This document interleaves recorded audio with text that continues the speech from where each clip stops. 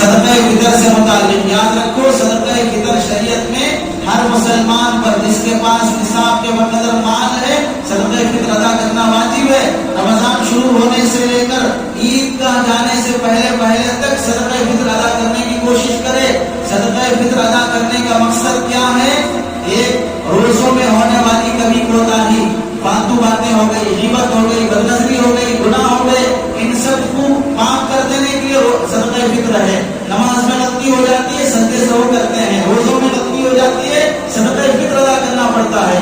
صدقہ فطر کا مقصد روزوں کو پاک کرنا، صدقہ فطر کا مقصد عید کے دن غریب آدمی کے گھر میں کھانے پینے کا سامان پہنچ جانا تاکہ وہ بھی خوشی سے عید کی نماز ادا کر سکے، اسے ٹینشن فری کر دو۔ دوسرا مقصد، تیسرا مقصد ہے صدقہ فطر کا سکرات کی تکلیف سے بچنا، موت کی تکلیف سے بچنا۔ چوتھا مقصد ہے قبر کے عذاب سے بچنا۔ یہ چار حکمتیں ہیں صدقہ فطر واجب کرنے میں۔ اب صدقہ فطر لوگ کیسے ادا کرتے ہیں؟ ہر سال کا صدقہ فطر 2.25 کلو گیہوں کتنا ہوتا ہے مارکیٹ میں؟ 60-70 روپے، 80 روپے، 90 روپے، اس کے حساب سے ادا کر دو۔ کارڈوں میں چھاپ دیتے ہیں، اخباروں میں دے دیتے ہیں، اعلان کر دیتے ہیں۔ بھائی صدقہ فطر کی حکمتوں کو سامنے رکھ کر پوری بات سنو۔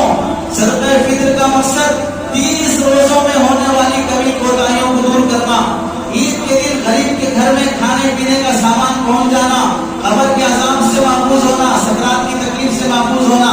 60-70 روپے میں 30 دن کے روزوں کی پوری پریشانیاں دور کرنا چاہتے ہو، گناہ دھلانا چاہتے ہو۔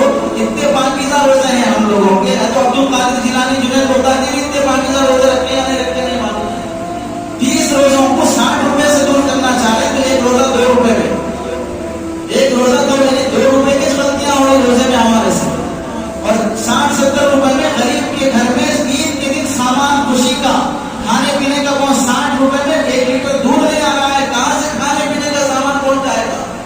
سکرات کی تکلیف سے بچنا، موت قبر کے عذاب سے بچنا، اس کو سامنے رکھ کر گیہوں کا حساب کم کر دو، کھجور کے حساب سے نکالو، جو کے حساب سے نکالو، کشمش کے حساب سے نکالو۔ وہ اگر نکالتے ہو تو زیادہ ثواب بھی ہے، حکمتوں پر بھی مشتمل ہے۔ 3.5 کلو کھجور کا ریٹ معلوم کرو، 3.5 کلو کشمش کا ریٹ معلوم کرو، 3.5 کلو جو کا ریٹ معلوم کرو، اور اس سے صدقہ فطر ادا کرو۔ پھر دیکھو روزوں کی صفائی بھی ہوگی، غریب کی دعائیں بھی ملیں گی، اور جو مقصد ہے وہ مقصد